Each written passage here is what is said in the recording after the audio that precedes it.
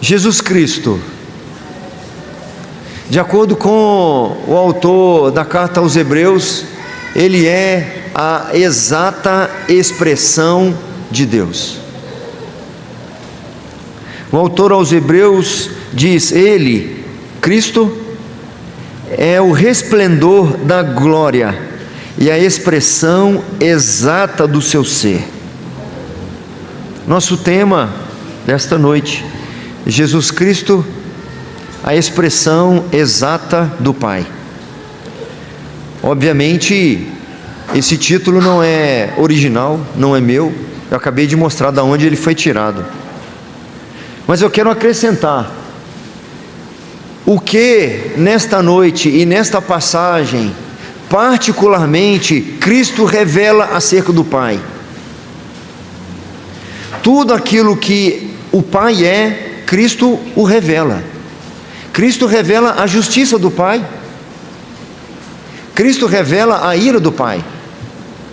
E dentre outros tantos atributos que Cristo revela do Pai, esta passagem revela de modo particular o amor.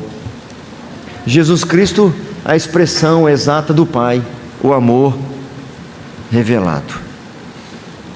É possível que eu tenha comentado em algum sermão ou em alguma aula que esse diálogo entre Nicodemos e Jesus Cristo, ele é de certa forma representativo.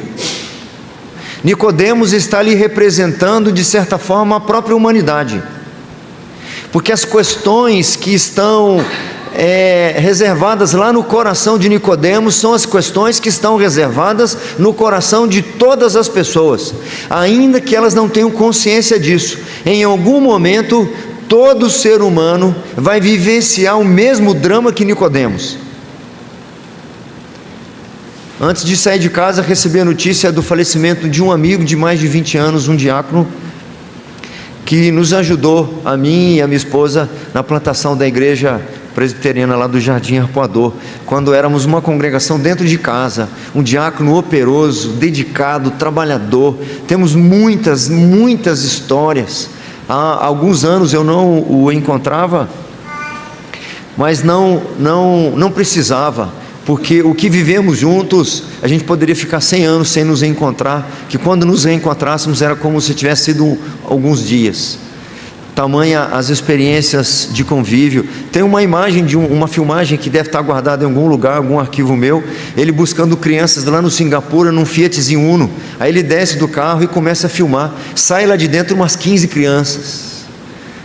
Isso é um milagre. Fica 15 crianças emboladas dentro de um Fiat Uno, trazendo aquelas crianças para a escola bíblica dominical. Uma bênção de Deus.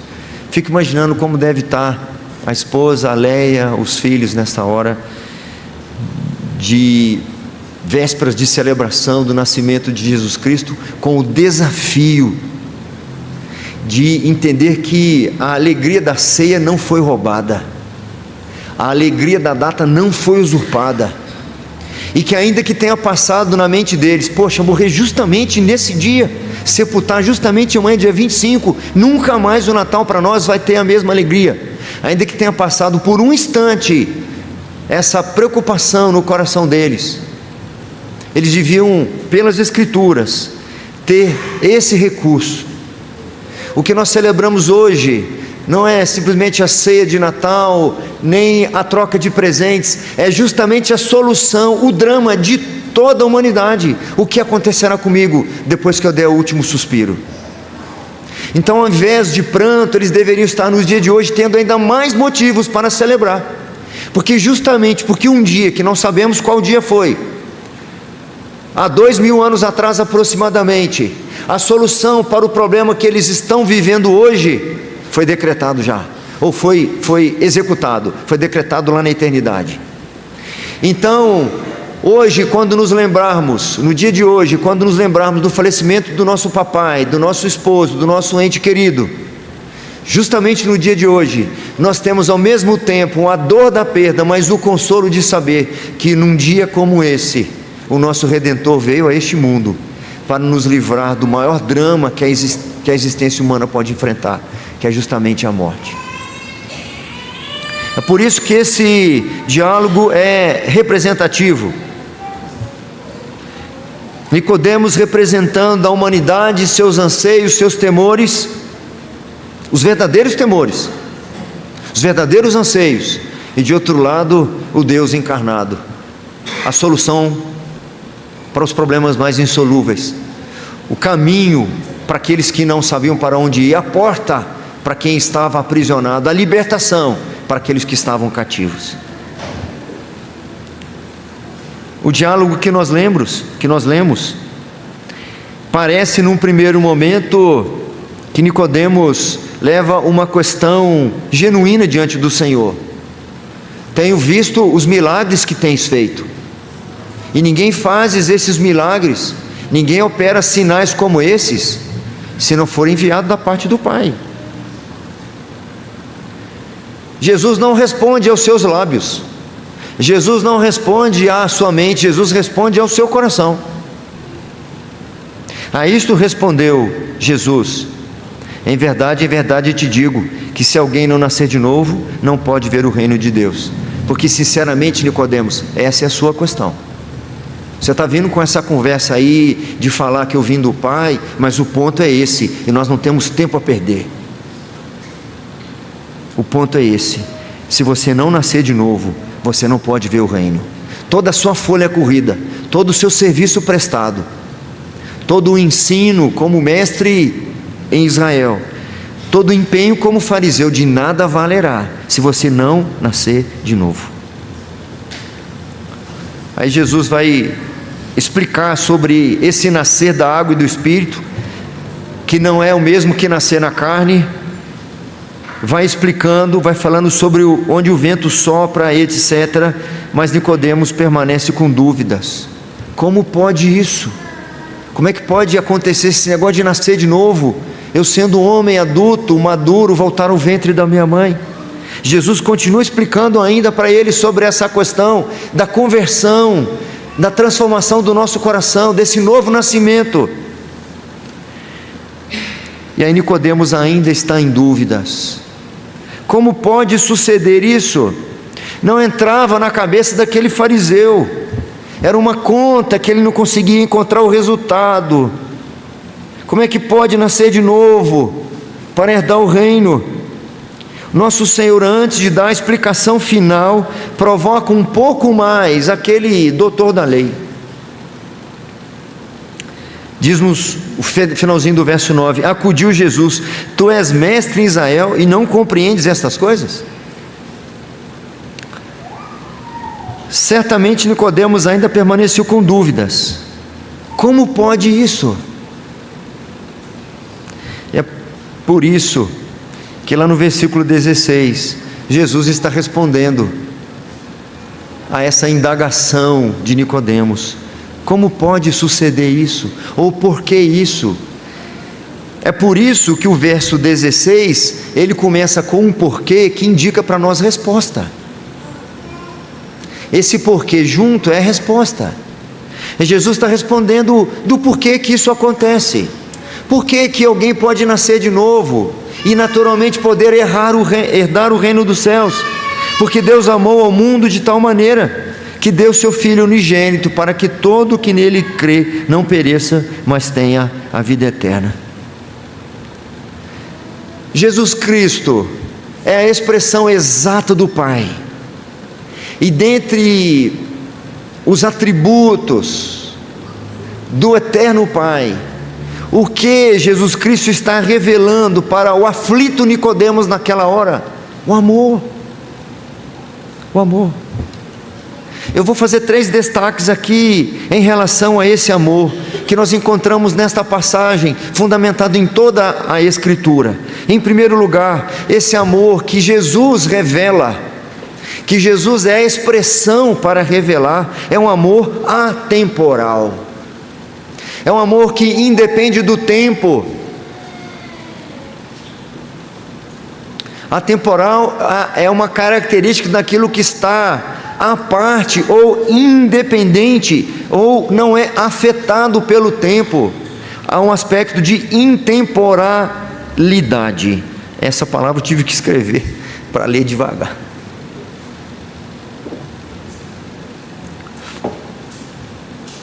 nós encontramos, por exemplo, o profeta Isaías dizendo o seguinte: acaso pode uma mulher esquecer-se do filho que ainda mama, de sorte que não se compadeça do filho do seu ventre? Mas ainda que esta viesse a se esquecer dele, eu todavia não me esquecerei de ti. Deus falando que jamais se esqueceria do seu povo.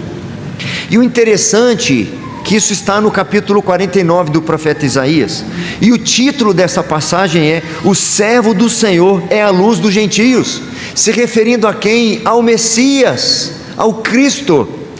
Cristo é a expressão de que o amor de Deus não depende do tempo.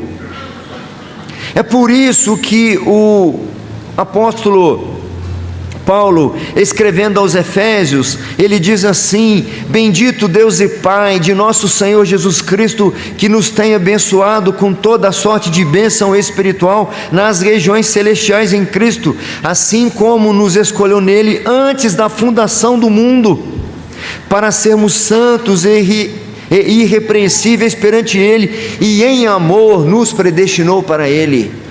Esse amor vem percorrendo a eternidade, meus irmãos, desde a eternidade. Não importa os tempos e as épocas, o amor do Senhor vem sendo renovado, demonstrado, e quando chega nos dias de Cristo, ele é total e amplamente revelado para nós. É possível que esta família enlutada, é possível que eles estejam, aqueles familiares queridos e amigos próximos, estejam questionando talvez justamente aquilo que nunca nós poderíamos questionar sobre o amor de Deus. Nunca poderíamos questionar. Bendito Deus e Pai de nosso Senhor Jesus Cristo, que nos tem abençoado com toda a sorte de bênçãos espirituais nas regiões celestiais em Cristo, assim como nos escolheu nele antes da fundação do mundo, para sermos santos e irrepreensíveis perante ele, e em amor nos predestinou para ele. Quando nós percorremos esse mesmo evangelho de João, caminhando para o fim do ministério de Cristo Jesus, nós vemos já ele naquelas horas finais, e lá no capítulo 13, João registra o seguinte: ora, antes da festa da Páscoa, sabendo Jesus que era chegada a sua hora de passar deste mundo para o Pai, tendo amado os seus que estavam no mundo, amou-os até o fim. Então nós temos a revelação de que Cristo, de que Deus já nos amava lá na eternidade, e em amor nos predestinou para ele em Cristo Jesus, e tendo amado os seus que estavam no mundo, amou-os até o fim. Nicodemos, esta é a chave, esta é a solução, esta é a resposta para o enigma. Você que é casado, eu estou dizendo casado por quê? Porque depois de alguns anos conhecendo as Escrituras, a gente vai chegando à conclusão de que quem diz que ama sem estar casado há alguns anos não sabe o que está falando. Está namorando 15 dias e diz eu amo, você não sabe o que você está falando, porque a Bíblia descreve para nós que o amor, entre outras coisas, é paciente. Com 15 dias não desenvolveu paciência, então depois que desenvolve a paciência pode dizer eu te amo. Quando a gente casa, a gente deveria fazer o seguinte: eu me comprometo a me empenhar para amar você, porque o amor vai começar agora que nós vamos construir o amor. Eu nutro sentimentos preciosos por você, mas agora estou assumindo um compromisso de amar você, e vou pelejar para isso, certo? Então imagina você estar casado já há alguns anos, e você na sua mente, no seu coração, já deu muitas provas de paciência, de humildade, aquelas descrições que Paulo dá sobre o amor, e o seu cônjuge diz assim para você: não, mas eu não sei se você me ama mesmo. Que decepção, que frustração. Eu fico imaginando, meus irmãos, as indignações que diariamente o Senhor é incomodado por elas, porque a Bíblia diz para nós que o Senhor é indignado todos os dias. Ele é indignado pelos pecados todos e de todas as naturezas. Não há pecado pequeno que não ofenda o Senhor, mas eu penso que deve ofender muito o Senhor quando nós, de alguma forma, demonstramos na nossa falta de fé, falta de confiança em seu amor eterno. As provas apresentadas do amor de Deus são irrefutáveis, são totalmente suficientes para nunca mais, mesmo diante da morte e de quaisquer outras tragédias, nós questionarmos um instante sequer o amor do Senhor. Sabe por que é possível, Nicodemos? Sabe por que é possível um homem idoso como você, que está andando torto como você, que está distante da verdade como você, sabe por que é possível você herdar o reino dos céus? Porque Deus amou o mundo de tal maneira que até pessoas como você têm chance. Em segundo lugar, o que mais Cristo revela desse amor? Quando nós observamos os ensinos, a vida de Cristo, nós descobrimos que esse amor também é incondicional.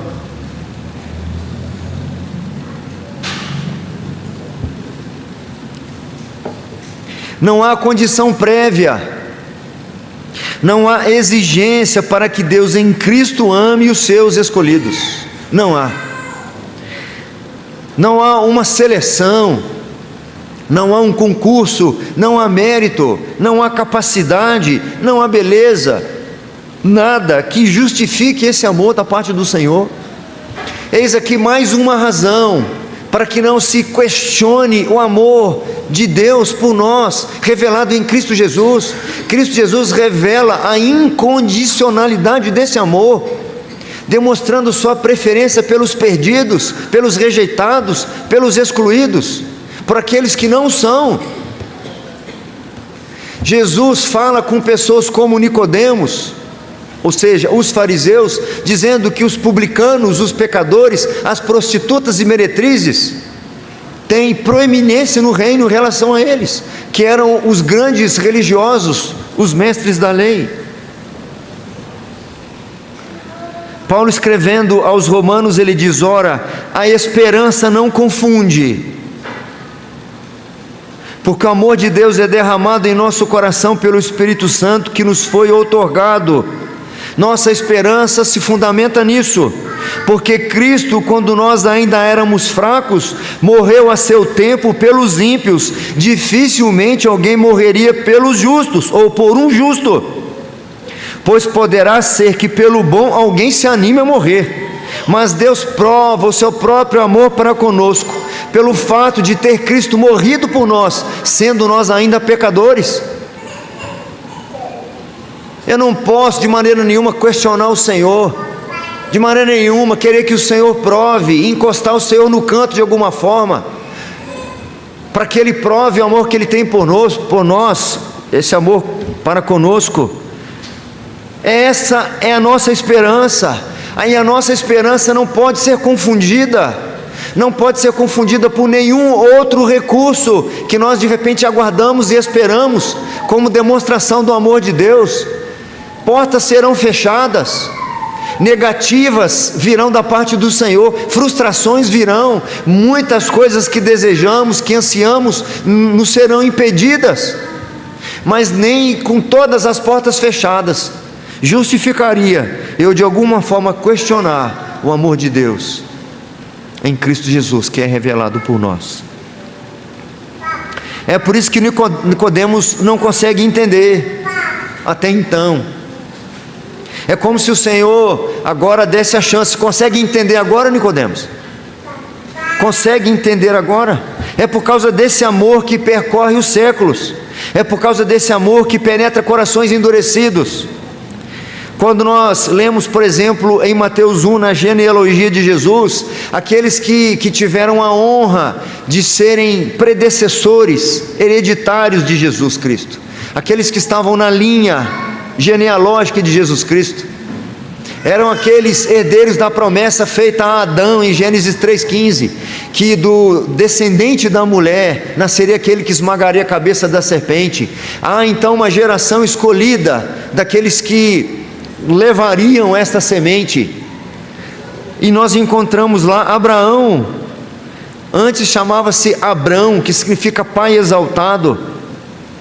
Ele não era um povo, era idoso, cuja esposa era estéril, chamava-se pai exaltado sem filhos, mentiu, coabitou com a serva, não aguardando a promessa, lutou com ídolos do coração. No caso do seu pequeno Isaque, ele teve que ser provado se amava mais a Deus do que o seu filho, e ainda assim, se tornou o pai da fé, um homem cheio de falhas e pecados. Como pode Abraão ter alguma chance? Como pode Abraão ser o pai da fé? Como pode? É porque Deus amou o mundo de tal maneira, e esse amor é um amor incondicional. É por isso que Abraão, lá do Ur dos Caldeus, um homem idólatra que vivia no meio do paganismo, teve a chance de ter o nome célebre. Deus se apresenta como Deus de Abraão, se apresenta como Deus de Isaque, se apresenta como Deus de Jacó, homens falhos e imperfeitos, grandes demonstrações de que esse amor é um amor incondicional. Nenhuma dessas pessoas passaria no crivo da nossa avaliação, nenhum de nós escolheria. Havia pessoas nobres, mais cultas. Escolher Jacó, Esaú era caçador, era brabo, ia para o mato e caçava. Jacó ficava com a mamãe, aprendendo a cozinhar, usando avental. O nome dele significa enganador, fraco de caráter. Ele aceita a proposta da mãe para poder enganar o pai. Não soube resistir à tentação de aproveitar a fragilidade do irmão que estava com fome. A senhora ficou viúva, a senhora não quer vender a sua casa? Pô, mas justamente agora estou sepultando meu marido. Não, mas eu quero ajudar a senhora não quer vender a casa agora? Ô Esaú, você está com fome? Eu vou fazer um cozinhado para você, que é um prato de lentilhas. Ah, mas eu quero para eu dar em troca? Dá o seu direito de primogenitura. Poxa, mas eu estou com fome. Não era boa de negociar. Nós encontramos Tamar, que era prostituta. Tamar coabitou com o sogro. Talvez ela não fosse aceita para ser membro de igreja nenhuma, mas ela é instrumento para revelar o grande amor do Senhor, esse amor incondicional. Raabe, uma prostituta estrangeira, lá da terra de Canaã, na cidade de Jericó, está na linha de ascensão, ascendente. Jesus Cristo é descendente de Raabe. Jesus, o menino que nasceu, é descendente de Raabe, é descendente de Batseba. Tinha outras esposas, princesas, mas foi justamente a esposa do soldado que adulterou com Davi. Nosso Senhor quebrou barreiras sociais, culturais e até religiosas, para demonstrar o caráter incondicional do seu amor. Quando escolhe os 12 discípulos, não eram nem de longe gente qualificada em nenhum aspecto. Eram pescadores rudes ou agricultores incultos, coletores de impostos, pecadores rejeitados, e ainda eram galileus de uma região mais desfavorável da Palestina. Pode, por acaso, surgir alguma coisa boa da Palestina? Da Galileia? Se o Eterno, que veio entre nós em carne, quiser revelar o caráter incondicional do seu amor, Ele vai escolher lá mesmo. É lá que Ele vai escolher.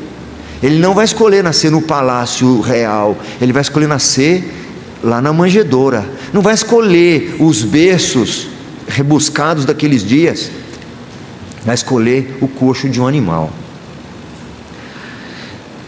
Em Atos diz, o que eu estou falando dos discípulos de Jesus, dos apóstolos, estou tirando do texto bíblico, porque lá em Atos diz assim: estavam pois atônitos a multidão, e se admiravam dizendo: vede, não são porventura galileus? Que isso aqui era, galileus, todos esses que estão aí falando? E ainda, ao verem a intrepidez de Pedro e João, sabendo que eram homens iletrados e incultos, admiraram-se e reconheceram que haviam eles estado com Jesus. Porque é assim que o Senhor faz, Ele prefere o que está no último lugar, para demonstrar o seu amor.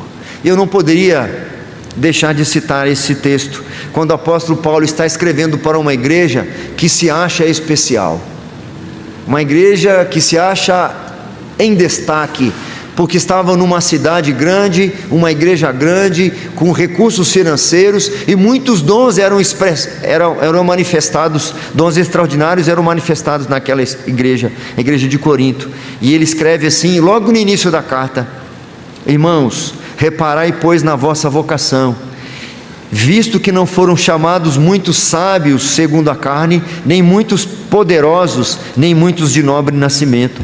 Pelo contrário, Deus escolheu as coisas loucas do mundo para envergonhar as fortes, e Deus escolheu as coisas humilhadas do mundo e as desprezadas e aquelas que não são, para reduzir a nada as que são.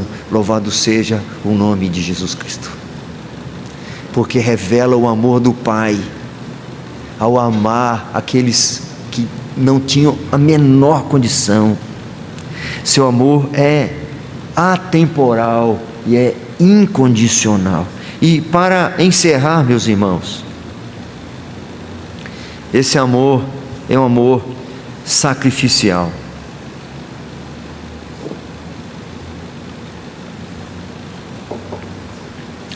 Assim como o Sermão do Monte, na minha concepção, na concepção não é original, é claro, eu li isso, na concepção de muitos eruditos, o Sermão do Monte é uma espécie de resumo de toda a doutrina cristã, é um resumo de todos os ensinos de Cristo. Se você não tiver podido ler a Bíblia toda, leia o Sermão do Monte todo, e você encontrará ali um resumo daquilo que deve governar a nossa vida. O reino dos céus é regido por normas, por leis que estão resumidas ali. Mas este versículo é o coração de toda a revelação bíblica.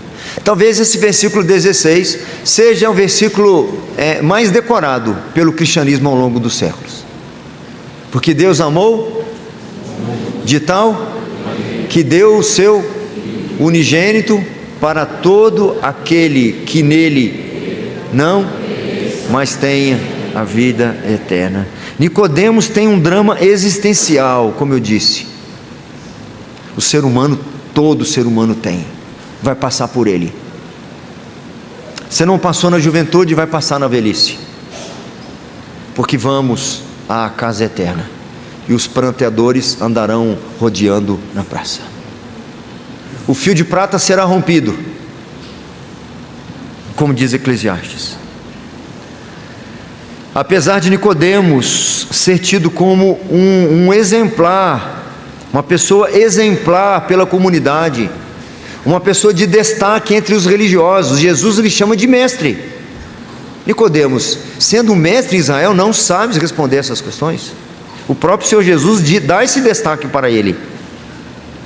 Ele não gozava da verdadeira paz, aquela paz que lhe permitiria ter esperança em meio aos riscos que corremos do desespero, aquela paz que lhe permite se sentir acompanhado e protegido mesmo quando está só. É esse amor sacrificial de Deus revelado em seu Filho Jesus Cristo que nos garante a paz necessária para aguardar o fim desta vida. Ele é homem de dores e sabe o que é padecer, sabe mais do que ninguém as dores que nós estamos sujeitos, é sensível a nós, é acessível a nós. Não posso duvidar do seu amor. O amor de Deus em Cristo Jesus permaneceu firme a toda prova, a todo sofrimento e a todo sacrifício. De vez em quando eu indico esse livro, A Morte de Jesus, do MacArthur. Nem sei se a gente tem ainda algum aí, mas tem, né? Eu indiquei esses dias para o Vaninho comprou ele, né? Nós temos alguns destaques lá. Um deles é sobre o sofrimento de Jesus. Lá no Evangelho de Mateus, nós encontramos, em seguida, foi Jesus com eles a um lugar chamado Getsemane, e disse a seus discípulos: assentai-vos aqui, enquanto vou ali orar. E levando consigo a Pedro e aos dois filhos de Zebedeu, Tiago e João, começou a entristecer-se e a angustiar-se. Então lhes disse: a minha alma está profundamente triste até a morte, ficai aqui e vigiai comigo. Se isso não prova o seu amor, nós somos pessoas insensíveis e filhos ingratos, que ficam questionando o Senhor e querendo que Ele prove em coisas corriqueiras desta vida um amor que Ele provou, angustiando-se até a morte, sofrendo, sem abrir a sua boca, sem rejeitar nenhuma humilhação, por amor de nós, por amor de nós. Que o Senhor tenha misericórdia de nós, pelas muitas vezes que demonstramos uma ingratidão, quando ficamos frustradozinhos com algumas pequeninas perdas nesta vida, quando nos esquecemos que a nossa esperança em Cristo Jesus não pode se limitar apenas a esta vida, porque se assim fosse, nós seríamos tidos como os mais infelizes de todos os homens.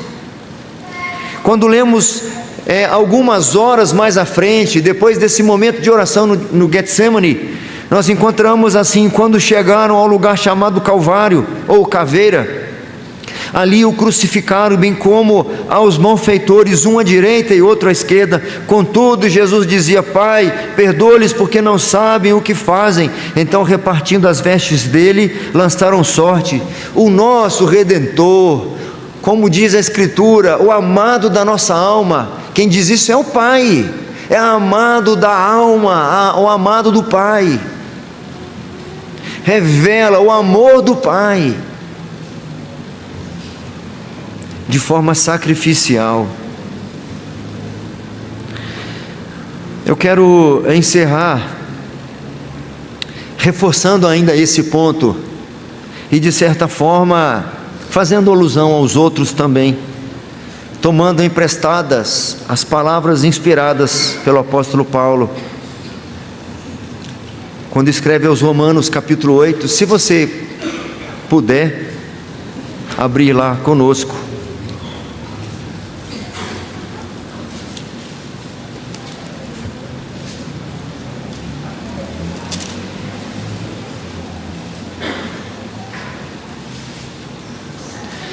Enquanto os irmãos abrem, voltando ao nosso texto, perguntou-lhe Nicodemos: como pode um homem nascer sendo velho? Pode porventura voltar ao ventre materno e nascer segunda vez? Depois Nicodemos de novo: como pode suceder isto? Como pode? Por quê? Porque Deus amou o mundo de tal maneira. No versículo 31,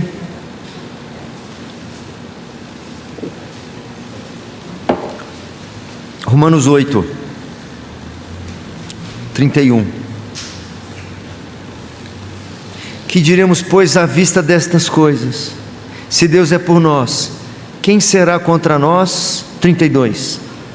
Aquele que não poupou seu próprio filho, antes por todos nós o entregou, porventura não nos dará graciosamente com ele todas as coisas? Quem intentará acusação contra os eleitos de Deus? É Deus quem os justifica. Vamos alternadamente a partir daqui, vocês.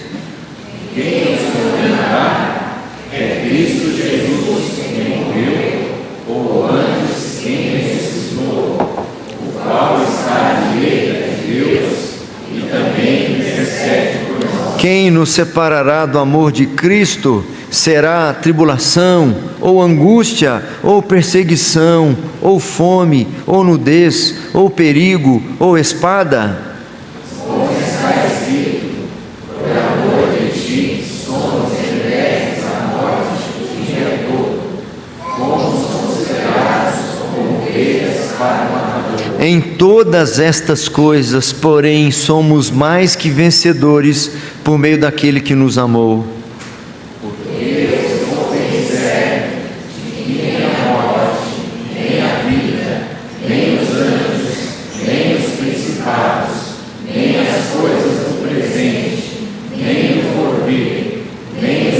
Juntos, nem a altura, nem a profundidade, nem qualquer outra criatura poderá separar-nos do amor de Deus que está em Cristo Jesus, o nosso Senhor. O apóstolo Paulo, quando inicia esse trecho, ele diz: que diremos, pois, à vista destas coisas? Que coisas? Se você observar aí os títulos do capítulo 8, nós somos chamados de filhos e herdeiros. Nós ouvimos sobre a glória a ser revelada no dia de Cristo, ouvimos sobre a intercessão do Espírito. Então ele diz: à vista destas coisas, nós somos filhos, somos herdeiros, há uma glória a ser revelada no dia de Cristo Jesus, nós usufruímos da intercessão do Espírito Santo. Que diremos, pois, à vista destas coisas todas? Se Deus é por nós, quem será contra nós? Que não se nomeie entre nós a ingratidão, que não se nomeie entre nós a dúvida, que não se nomeie entre nós as incertezas, a falta de esperança, que não se nomeie entre nós a infidelidade, a falta de compromisso com o Senhor. Alguns se afastam da comunhão dos santos, se afastam da igreja, e como se o Senhor fizesse algum favor pela minha fidelidade. Eu preciso ser fiel como resposta ao seu amor atemporal, incondicional, sacrificial. Não importam as circunstâncias, não importam as circunstâncias, não importa o inferno inteiro, porque eu estou bem certo que nem a morte, nem a vida, nem os anjos, nem os principados, nem as coisas do presente, nem do porvir, nem os poderes, nem a altura, nem a profundidade, nem qualquer outra criatura poderá separar-nos do amor de Deus que está em Cristo Jesus, nosso Senhor. Nicodemos, a resposta que você precisa para o seu coração, para os anseios da sua alma, bem como da humanidade, você precisa saber que Deus amou o mundo de tal maneira que deu seu Filho unigênito, para todo aquele que nele crê não pereça, mas tenha a vida eterna. Não adianta nada nós comemorarmos essa data hoje e amanhã sem levar em conta isso. Não adianta nada trocarmos presentes, não adianta nada prepararmos comidas especiais e levar uma vida rotineira, diária, de ingratidão diante do Senhor. Que Ele tenha misericórdia de nós.